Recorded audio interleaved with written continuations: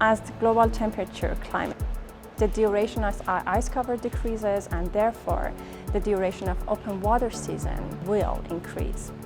Here in Laurier, we have Cold Region Research Center, which is a great facility to study cold region. In this research, we are using remotely operated vehicles to sample water quality under the ice.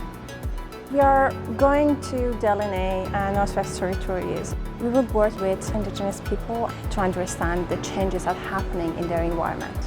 If it's not too cold, we can get the UAVs in the air and fly them around, take imagery of the lake from above. And how these changes will impact the productivity and quality of lakes. So we are hoping to connect the dots from the top to the surface to the bottom of the lakes and understand the environment better.